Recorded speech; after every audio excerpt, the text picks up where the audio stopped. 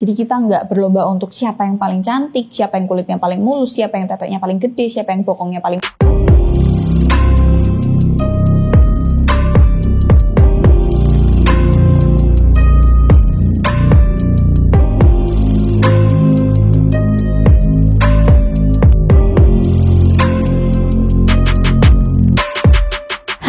Semuanya, gimana kabar kalian teman-teman? Semoga sehat selalu, semoga baik-baik aja.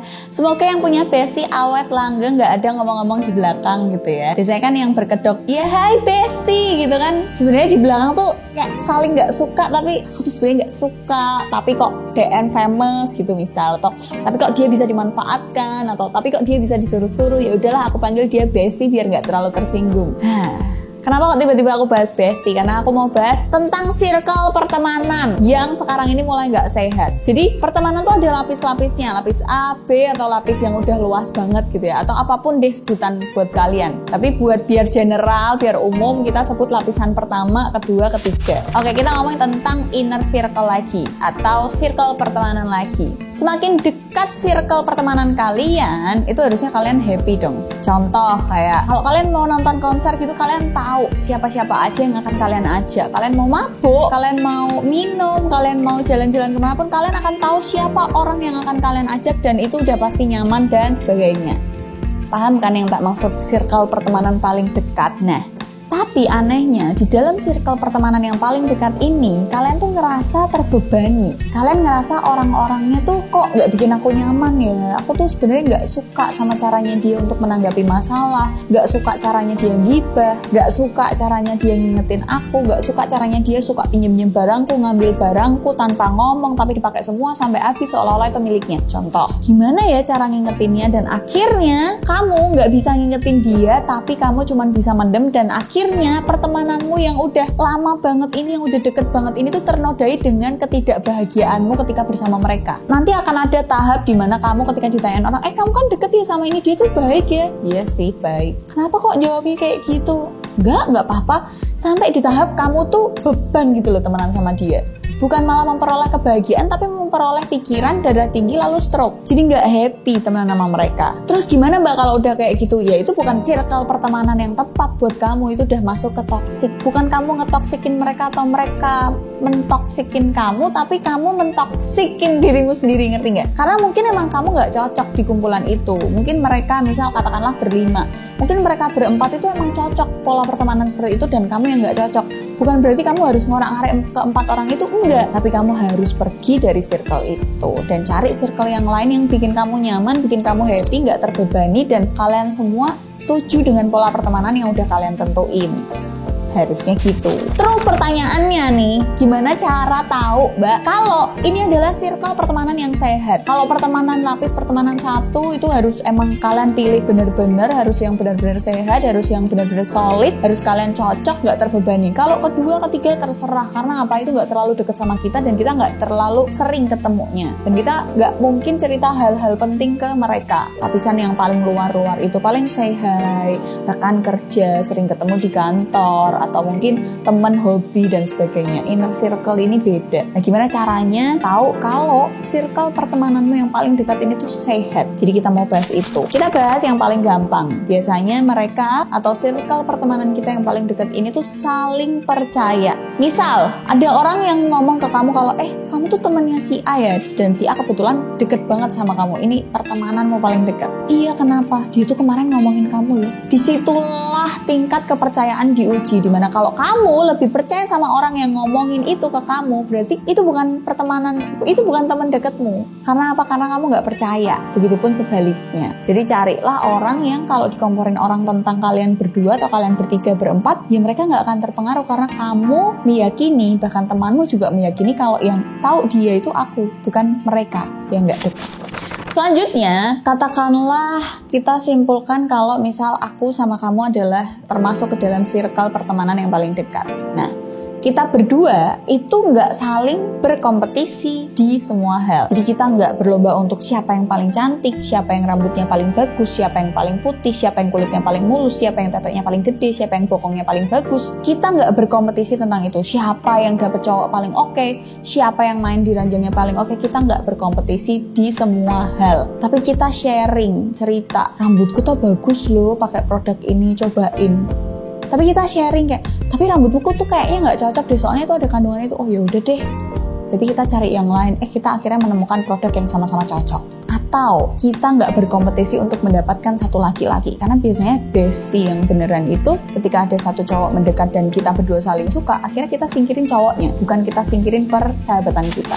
Yang berikutnya ini yang paling penting teman-teman, kita berdua, aku sama kamu tuh saling menghormati batas yang udah kita tentuin masing-masing. Contohnya apa? Bukan berarti kalau bestie itu tiada rahasia di antara kita, no. Semua manusia, setiap manusia, bahkan sampai tua, kakek, nenek pun, bahkan mereka tuh soulmate, mereka jodoh, mereka tetap punya rahasianya masing-masing dan punya batasnya masing-masing. Menurutku gitu. Jadi bestie yang beneran tuh menghormati batas kita. Contoh, aku nggak akan mencampuri urusanmu di bagian makan. Kamu juga nggak akan nyampurin urusanku di bagian minum. Misal contoh. Ya udah, emang kita menghormati aja. Jadi kita paling nyenggolnya kayak cuman, mie lagi, udah stop. Bukan yang terus, kamu kok makan mie terus toh, kamu tau gak sih kandungan mie itu ini itu gak baik buat kesehatan kamu, nanti kamu. Itu bukan bestie, itu burung emprit, soalnya cerewet ya.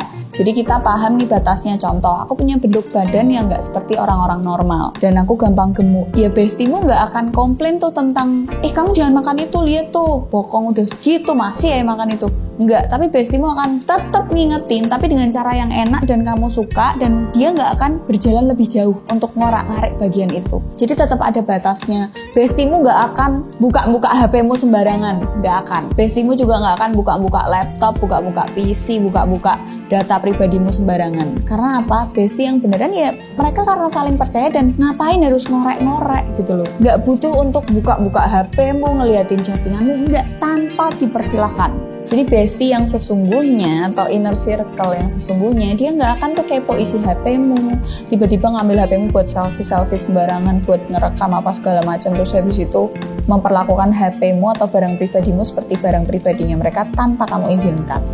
Kamu pasti bisa deh ngerasain dimana, kok dia megang-megang HP-ku ya, buka-buka HP-ku sembarang, padahal aku nggak pernah loh buka-buka HP-nya.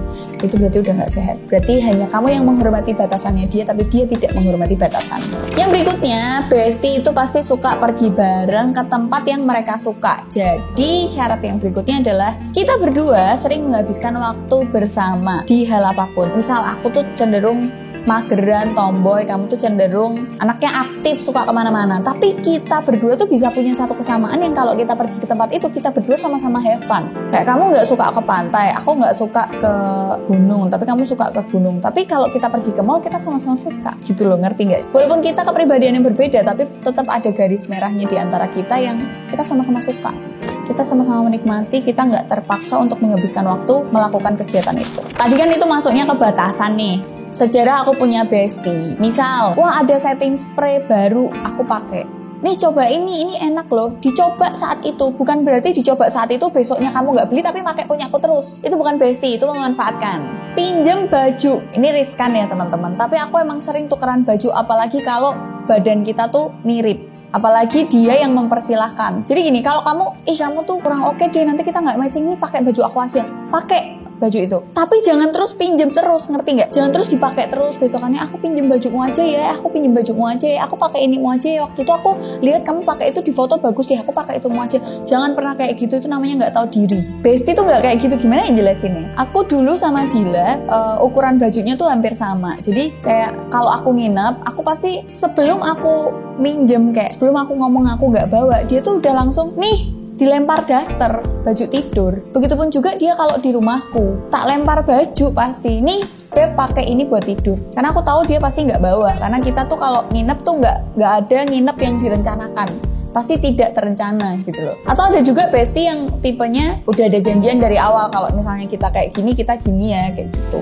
Tapi kalau dipersilakan sekali malah ngelunjak, itu bukan bestie. Itu nggak tahu diri, kamu dimanfaatkan.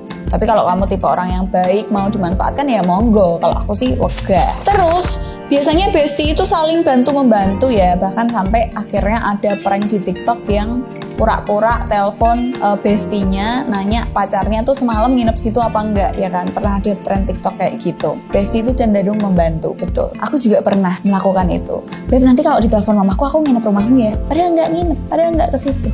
Sama dia juga gitu. Beb, nanti kalau mamaku ngechat kamu bilang aku ke kamu, aku sama kamu ke Jogja. Kita sebagai bestinya deg-degan luar biasa. Bahkan aku sebagai bestinya pernah dimarahin sama orang tuanya, disengitin sampai orang tuanya nggak mau tak ajak salaman gara-gara itu. Tapi it's okay.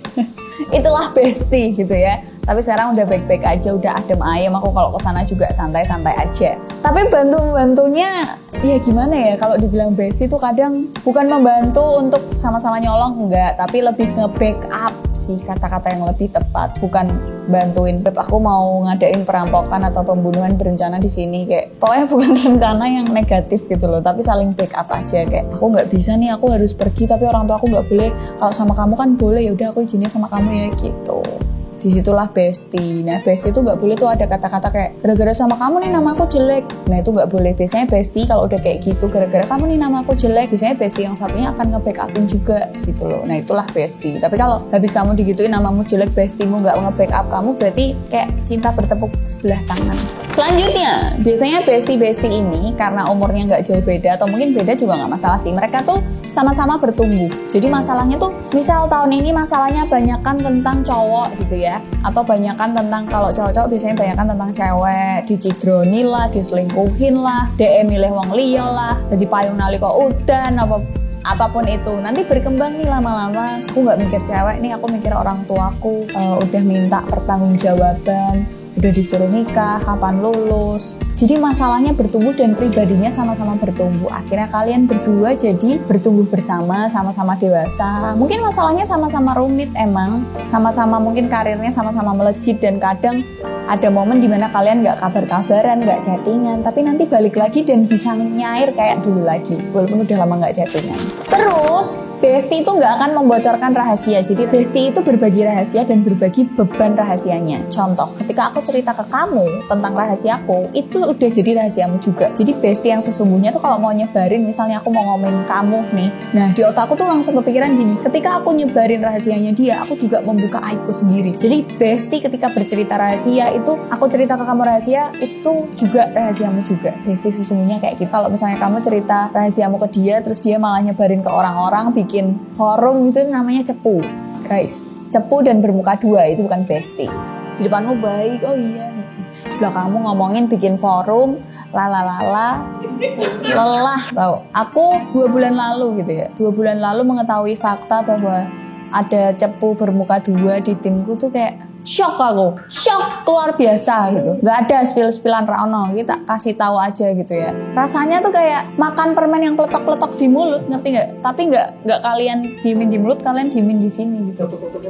Kaget, tau nggak? Kaget, shock. Nah, aku nggak pernah kayak gitu, atau kok bisa Anda mikir gitu? Ya gitu deh, namanya hubungan manusia ya. Jadi hati-hati teman-teman. Terus namanya bestie itu bisa menghormati pendapat satu sama lain. Kayak kamu nggak suka Marvel, aku suka Marvel, ya udah jangan saling menjelekkan. Tapi biasanya bestie akan lucu-lucuan kayak ngejek-ngejekin gitu, asal nggak berending berantem aja, biasanya kan kayak gitu ya. Pokoknya mereka tuh menghormati keputusan kalian. Contoh, aku memutuskan untuk hidup selibat misal, ya udah bestiemu juga nggak akan cawe-cawe. Paling bestiemu tuh akan nanya, kayak meyakinkan kamu biar kamu tambah yakin dengan keputusanmu, jadi kamu nggak nyesel. Dengan cara mungkin nanya, serius, emang alasannya apa, triggermu apa, kamu tahu dari mana hidup selibat, ada yang ngajarin kamu emang, kok kamu baru cerita sekarang? Ya udah, aku menghormati keputusanmu. Ya apa sih saja nek kowe mah hidup selibat, cuma kan nanti nggak asik, masa aku punya anak kamu enggak, terus nanti kamu gimana? Ya paling sesantai itu sih, tapi dia nggak boleh, nggak yang kayak gitu. Dia tetap menghormati. Dia paling ngorek-ngorek kayak, tahu dari mana, kok bisa gitu sih, alasannya apa? Paling dia ngorek-ngorek 5W1H itu sih. Yang terakhir, bestiemu tuh nggak akan merasa kayak, oh udah ada yang baru aku dilupain, nggak akan. Karena dia tahu kamu tuh cuma bisa asik sama dia doang, dan dia yakin itu. Tapi dia nggak yang kepedean gitu loh, nggak yang sampai bisa ngomong ke kamu kayak kamu tuh cuma bisa sama aku doang, nggak. Tapi bestiemu tuh emang ada keyakinan di dalam dirinya, nggak kok, aku tuh nggak terlupakan.